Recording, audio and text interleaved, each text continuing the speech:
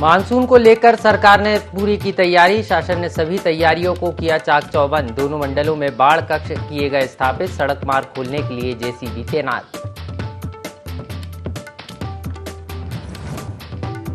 देहरादून के कोरोनेशन अस्पताल के आईसीयू यूनिट का शुभारंभ। अब गंभीर मरीजों को मिल पाएगा आईसीयू में बेहतर इलाज। स्मार्ट सिटी के कार्यों का देहरादून जिला अधिकारी ने किया औचक निरीक्षण। लोक निर्माण विभाग के अधिकारियों को लगाई कड़ी फटकार। लापरवाही बरतने पर एक जेई को किया सस्पेंड।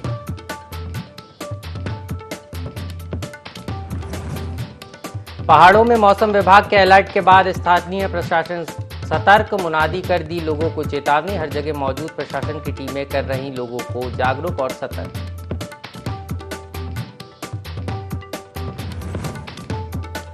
रुड़की में एसटीएफ और ड्रग विभाग का छापा। भारी मात्रा में नकली दवाइयां की गई बरामद। सैंपल लेने के बाद किया गया दुकानों को सील।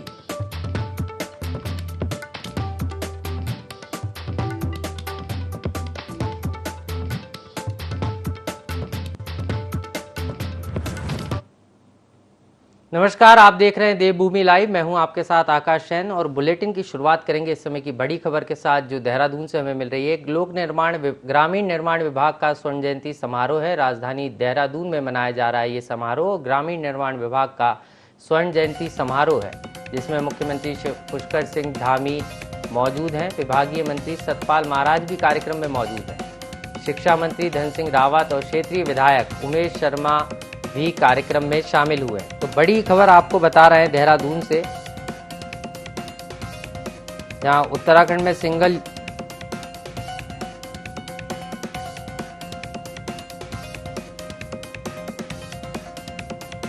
बड़ी खबर आपको बता रहे हैं ग्रामीण निर्माण विभाग का स्वर्ण जयंती समारोह है जिसमें मुख्यमंत्री पुष्कर सिंह धामी शामिल हुए हैं।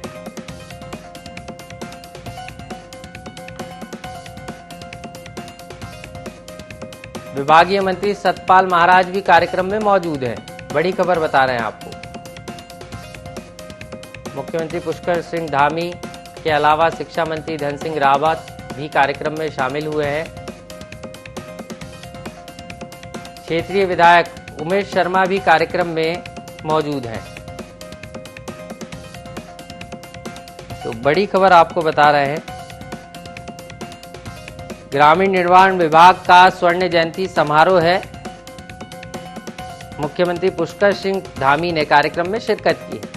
विभागीय मंत्री सतपाल महाराज भी कार्यक्रम में शामिल हुए हैं। इसके अलावा शिक्षा मंत्री धन सिंह रावत और क्षेत्रीय विधायक उमेश शर्मा भी कार्यक्रम में मौजूद हैं। बड़ी खबर बता रहे हैं आपको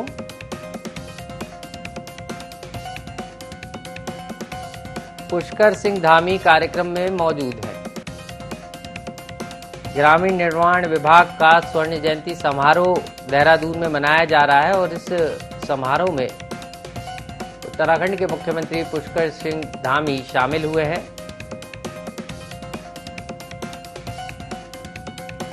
ग्रामीण निर्माण विभाग का स्वर्ण जयंती समारोह आयोजित किया गया है देहरादून में, जहां कार्यक्रम में प्रदेश के मुखिया पुष्कर सिंह धामी वो शामिल हुए हैं। इसके अलावा अगर हम बात करें तो ग्रामीण विभाग के जो मंत्री हैं सतपाल महाराज वो भी कार्यक्रम में मौजूद हैं। शिक्षा मंत्री धन सिंह रावत, क्षेत्रीय विधायक उमेश शर्मा काऊ भी कार्यक्रम में मौजूद हैं। बड़ी खबर आपको बता रहे हैं देहरादून से आपको बड़ी खबर बता रहे हैं। राजधानी देहरादून में मनाया जा रहा है ग्रामीण निर्माण विभाग का स्वर्ण जयंती समारोह और इस समारोह में उत्तराखंड के मुख्यमंत्री पुष्कर सिंह धामी ने शिरकत की है और स्वर्ण जयंती समारोह ये मनाया जा रहा है। तो ग्रामीण निर्माण विभाग का स्वर्ण जयंती समारोह है जिसमें मुख्यमंत्री पुष्कर सिंह धामी ने शिरकत की है। उनके अलावा विभागीय मंत्री सतपाल महाराज और शिक्षा मंत्री धन सिंह रावत भी कार्यक्रम में शामिल हुए हैं।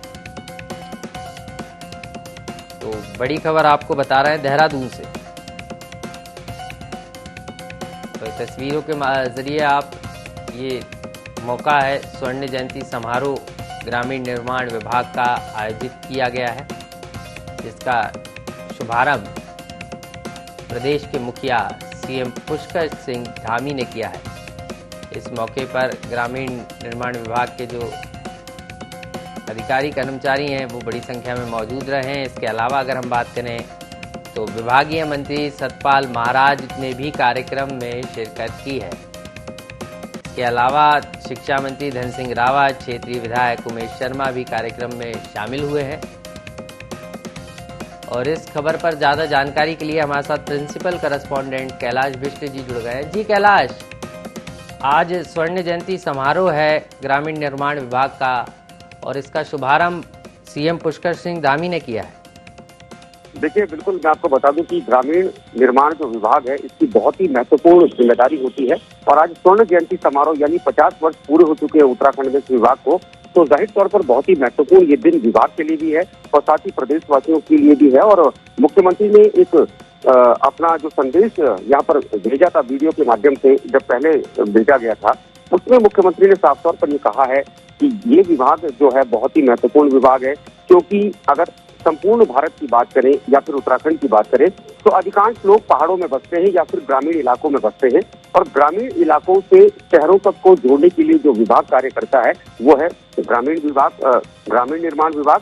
और इस विभाग की जो जिम्मेदारी है वो सड़कों का निर्माण करवाना है। और जाहिर तौर पर उत्तराखंड में कई ऐसे इलाके हैं जहाँ पर पहले सड़कें नहीं होती थी, लेकिन अब विभाग जिस तरीके से चुस्त दुरुस्त तरीके से यहाँ पर कार्य करवाता है, हर साल यहाँ पर सड़कों का निर्माण करवाया जाता है। तो अब कई ऐसे लोग हैं जिनके लिए संसाधनों की जो पहले कमी होती थी वो कमी अब नहीं होती है और अब लोग आसानी से आवाजाही कर सकते हैं, क्योंकि जब पहले लोगों को पैदल चलकर जाना पड़ता था कई इलाकों में, कई गाँवों में, लेकिन अब हालात बदल चुके हैं। अब गांव-गांव तक सड़क पहुंचाने का जो बीड़ा इस विभाग ने उठाया है, तो जाहिर तौर पर ये विभाग की उपलब्धि भी है।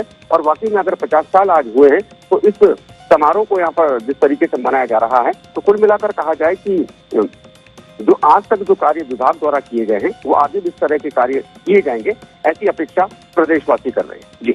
जी, निश्चित रूप से। कैलाश, एक चीज और समझना चाह रहा था, जिस तरीके से आपने भी बताया कि 50 साल पूरे हुए हैं विभाग को और एक प्रेजेंटेशन भी इसमें दिया जाएगा, क्योंकि ग्रामीण निर्माण विभाग की अगर हम बात करें तो गांव में चाहे सड़कों का नेटवर्क बिछाना हो या गांवों के सर्वांगीण विकास की बात हो, विभाग लगातार काम करता है। तो ऐसे में आगामी विकास की कार्य योजना पर प्रेजेंटेशन भी यहाँ पर होगा। हाँ बिल्कुल, देखिए प्रेजेंटेशन अभी चल रहा है और जिस तरीके से मैंने आपको बताया कि यहाँ पर क्योंकि ये बहुत ही महत्वपूर्ण विभाग है, क्योंकि अगर जब विकास की बात आती है तो विकास के लिए हमेशा ही सड़कों को एक आईना माना जाता है किसी भी क्षेत्र के लिए।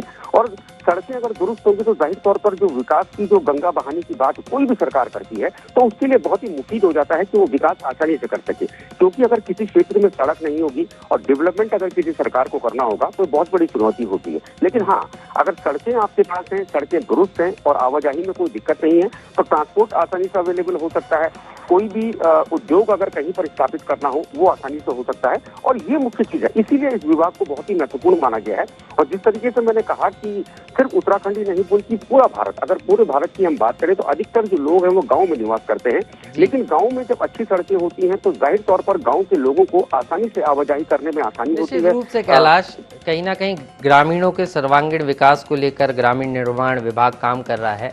अगली खबर पर भी आपके पास आऊँगा, आप बने रहिए हमारे साथ। तो ये हमारे प्रिंसिपल करस्पॉन्डेंट हैं कैलाश बिष्ट, जो साफ तौर पर बता रहे थे कि देहरादून ग्रामीण निर्माण विभाग जो है देहरादून में इसका स्वर्ण जयंती समारोह मनाया गया है और जिसमें सीएम पुष्कर सिंह धामी भी शामिल हुए हैं और आगे क्या विकास का जो खाका है ग्रामों का उस पर भी इसमें चर्चा की गई।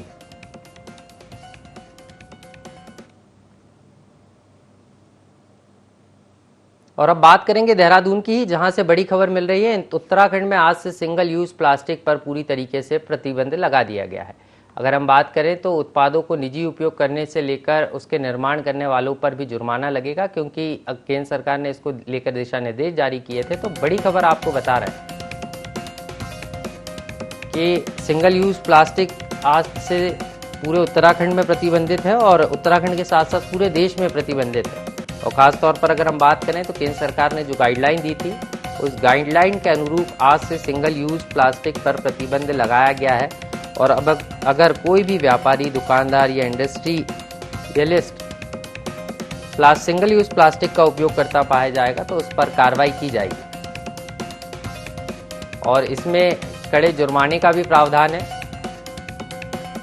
100 से लेकर 5 लाख रुपए तक का जुर्माना लगेगा। इसके अलावा प्रतिबंध का दूसरी बार उल्लंघन होने पर जुर्माने की राशि दोगुनी हो जाएगी।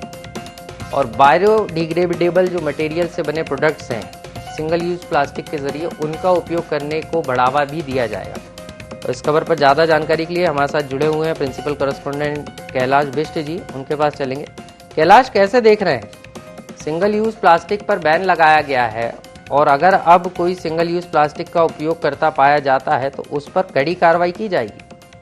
बिल्कुल, देखिए आपने जिस तरीके से जुर्माने की राशि की बात की तो यही राशि है, 100 रुपए से लेकर 5 लाख रुपए तक की राशि बहुत बड़ी राशि होती है।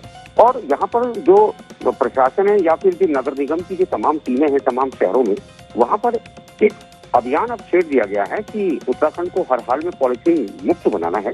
और सिर्फ उत्तराखंड ही नहीं, पूरे राष्ट्र को पॉलीथीन मुक्त बनाने की बात जिस तरीके से केंद्र सरकार भी कर रही थी, उसी का इम्प्लीमेंटेशन इसको कहा जा सकता है कि राज्य सरकार इसको लेकर कटिबद्ध है।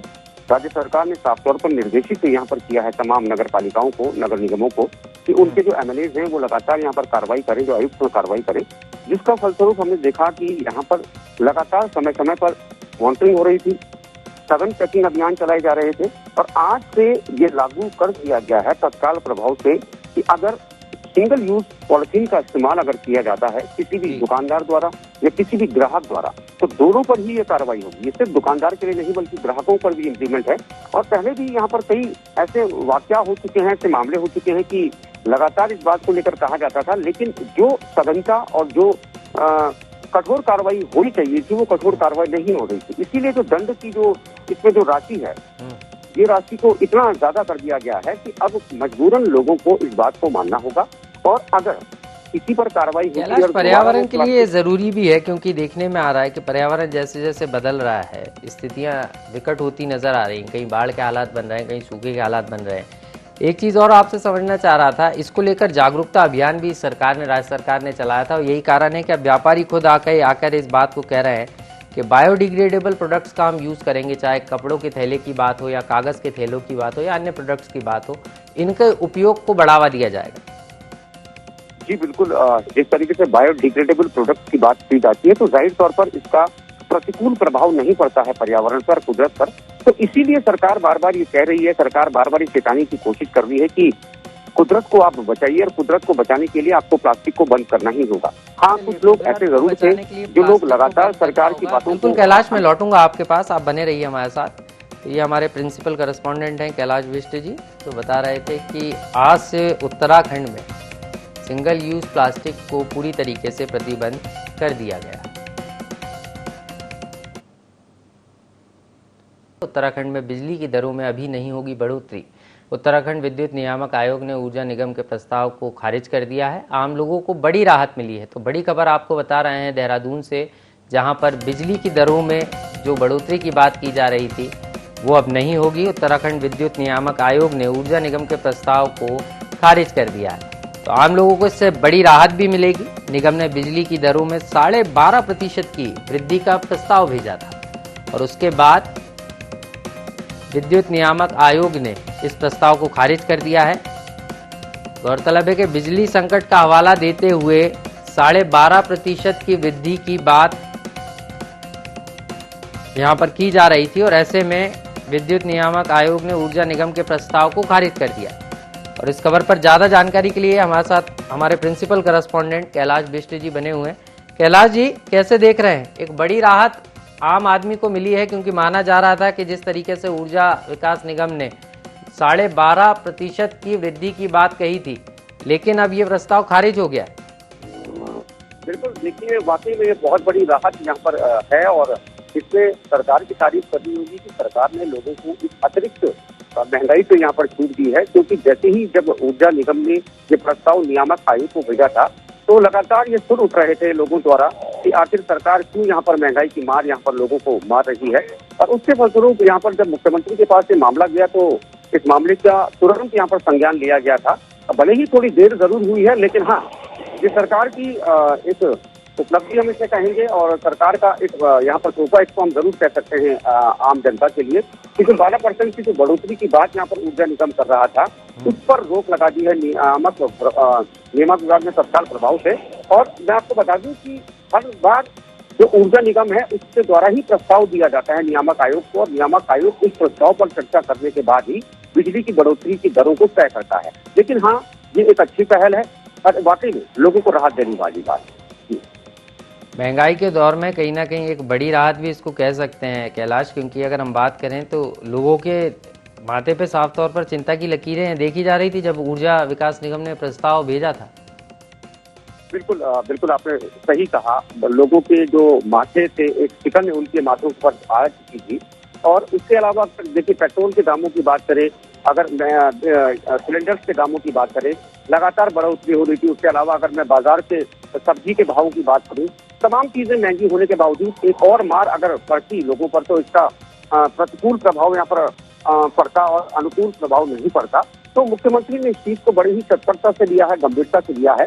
और जिस तरीके से यहाँ पर जो अब नियामक आयोग द्वारा साफ कर दिया गया है कि बढ़ोतरी नहीं होगी, तो हाँ इतना जरूर है कि जो लोगों के जो महीने का बजट होगा उस बजट में कुछ न कुछ कटौती जरूर होगी और लोगों को हल्की सी राहत मिलती नजर आए। निश्चित रूप से एक हल्की नहीं बड़ी राहत कह सकते हैं, क्योंकि जब महंगाई का बोझ बढ़ता और जब दरें बढ़ती तो कहीं ना कहीं माथे चिंता की लकीरें माथे पर आम आदमी के जरूर होती। बहुत बहुत शुक्रिया कैलाश हमसे खबर साझा करने के लिए। और अब खबरों में आगे बढ़ेंगे, बात करेंगे प्रदेश के स्वास्थ्य सेवाओं में आज एक नया अध्याय जुड़ गया है। सूबे के स्वास्थ्य एवं चिकित्सा शिक्षा मंत्री डॉक्टर धन सिंह रावत ने कोरोनेशन जिला अस्पताल देहरादून में 10 बेड के आईसीयू यूनिट का शुभारंभ किया।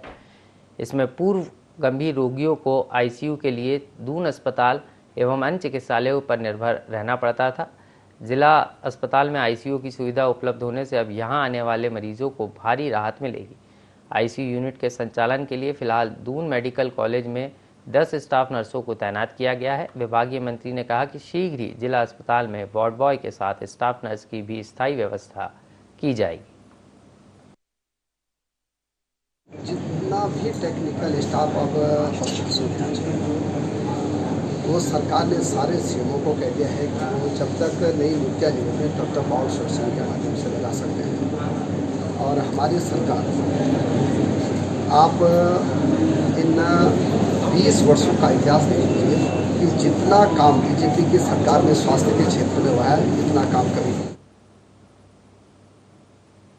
और अब बात करेंगे अल्मोड़ा की, जहां पर विकासखंड सल्ट में ग्रामीणों का शिष्टमंडल ने एसडीएम सल्ट गौरव पांडे के क्षेत्र की समस्याओं को लेकर ज्ञापन सौंपा। ग्रामीणों का कहना है कि सल्ट विधानसभा की कई सड़कें क्षतिग्रस्त हैं। यही कारण है कि सड़कों में गड्ढे मिट्टी भराई जा रही है।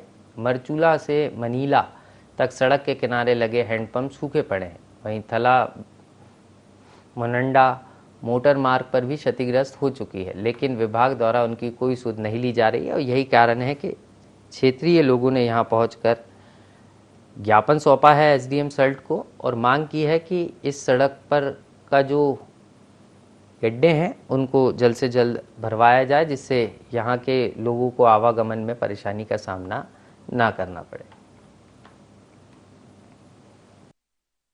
एसडीएम सल्ट को ज्ञापन दिया है।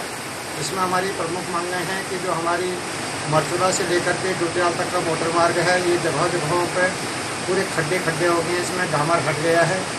और दूसरी बात यह है कि प्रदेश सरकार द्वारा इस बरसात के सीजन में डामर और पैच का कार्य करवाया जा रहा है। जो आगे से पैच करवा रहे हैं, पीछे से उखड़ते जा रहा है बरसात की वजह से। तो हर सीजन में बरसात में ही पैच का काम करवाते हैं और पैच का काम बरसात में नहीं होना चाहिए, डामर का काम बरसात में नहीं होना चाहिए। पूरा ग्रीष्मकालीन सीजन निकल गया, पीडब्ल्यूडी विभाग ने इसको ध्यान नहीं दिया और अब ये अपना बजट खपाने के लिए, उस पैसे को खर्च करने के लिए बरसात के सीजन में सरकार के धन को दुरुपयोग कर रहे हैं। इसके बारे में हमारा ज्ञापन था। और अब बात करेंगे मानसून की। उत्तराखंड के पर्वतीय क्षेत्रों में लगातार हो रही बारिश से गंगा का जलस्तर बढ़ता जा रहा है। किसी भी प्रकार की आपदा जैसी घटनाओं को नियंत्रित करने के लिए प्रशासन की टीमें मुस्तैद है। ऋषिकेश में स्थानीय प्रशासन की ओर से गंगा तटों पर बसे लोगों को मुनादी कर सुरक्षित स्थान पर रहने की चेतावनी दी जा रही है। प्रशासन की ओर से कई बाढ़ग्रस्त क्षेत्रों को चिन्हित भी किया गया है।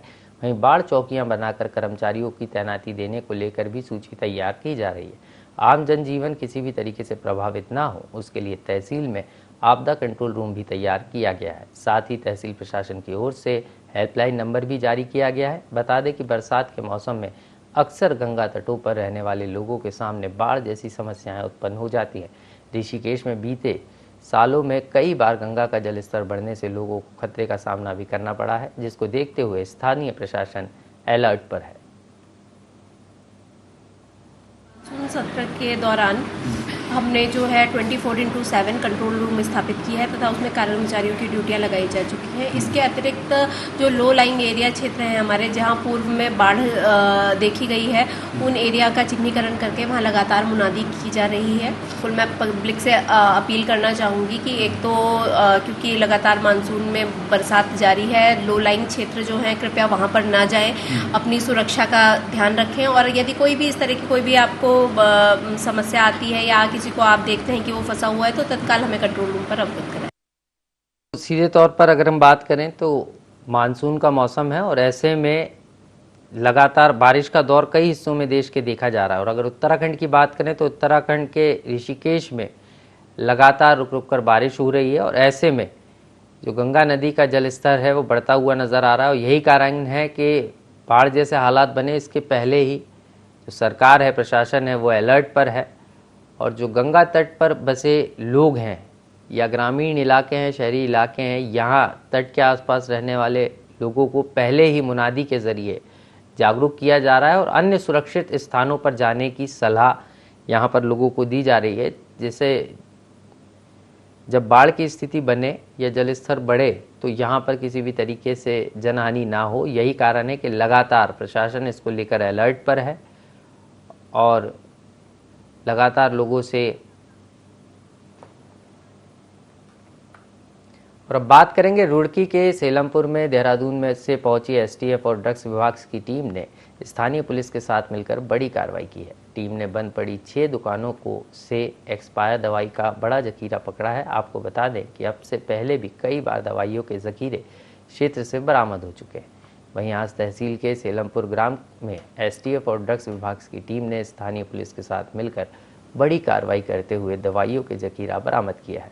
ड्रग्स विभाग निरीक्षक मानवेंद्र सिंह राणा ने बताया कि वह क्षेत्र में निरीक्षण पर थे, तभी उन्हें एसटीएफ के माध्यम से सूचना मिली थी कि रुड़की के सीलमपुर में दवाइयों का बड़ा स्टॉक स्टोर कर रखा गया है।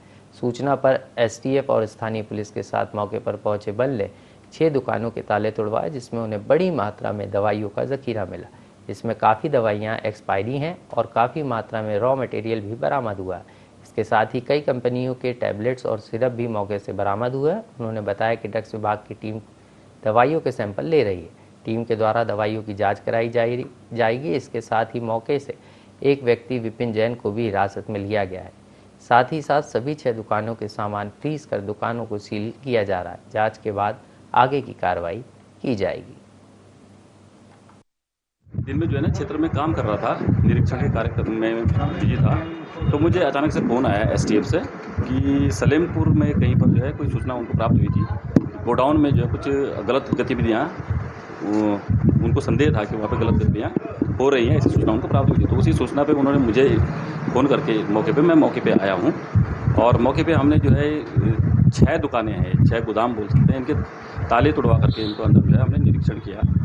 तो यहाँ पे पाया गया कि बहुत सारी दवाइयाँ जो पैक्ड हैं वो मियाद समाप्ति हैं, तो रेडी स्टॉक भी था जो मियाद समाप्ति था, और कुछ रॉ मटेरियल यहाँ पे स्टोर है। 6 गोदाम हैं और काफ़ी भारी मात्रा में है, तो अभी हम उसमें कार्रवाई में लगे।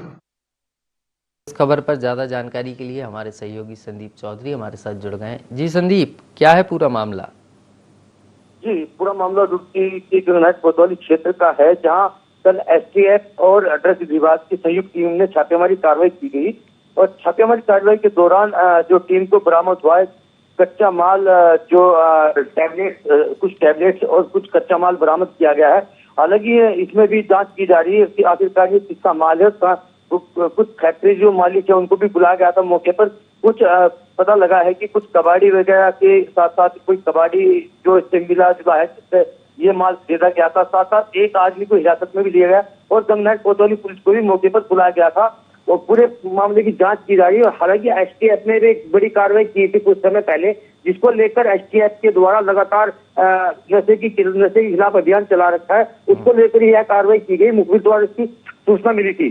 संदीप, एक चीज और समझना चाह रहा था कि जिस तरीके से कई जो दवाएं हैं एक्सपायरी डेट की रखी गई थी, क्या इन दवाओं को दोबारा उपयोग करने की तैयारी थी या नशे के लिए इनको सप्लाई करने की तैयारी थी? जी, हमने इनसे जानना चाहा तो उनका साफ तौर से कहना है कि इसमें भी जांच चल रही है। हालांकि उनका जो मालिक है, मालिक का साफ तौर से कहना था कि ये स्क्रैप है और मैंने किसी कबाड़ी से खरीदा है जिसको मुझे आगे सप्लाई करना था, लेकिन ऐसा कुछ लग नहीं रहा था क्योंकि वहाँ पे भारी मात्रा में टैक्सी और जो टैबलेट और एक्सपर्ट दवाई कहीं ना कहीं उसको किसी दवाई में मिलाकर आगे दोबारा से बनाने की शायद कोशिश की जाएगी। इसको लेकर ये इकट्ठा किया गया। चलिए, बहुत बहुत शुक्रिया संदीप। बड़ी बात आप कह रहे हैं कि जो है एक्सपायरी डेट की दवा को दोबारा से यूजेबल बनाने की तैयारी थी, लेकिन लोगों की जान से खिलवाड़ होता। लेकिन उसके पहले ही एसटीएफ ने बड़ी कार्रवाई करते हुए आरोपियों को और इस स्टॉक को सील किया है और आरोपियों को गिरफ्तार किया। बहुत बहुत शुक्रिया हमारे साथ जुड़ने के लिए। और देवभूमि लाइव में इतना ही। ताज़ा तरीन खबरों के लिए देखते रहिए IND24। नमस्कार।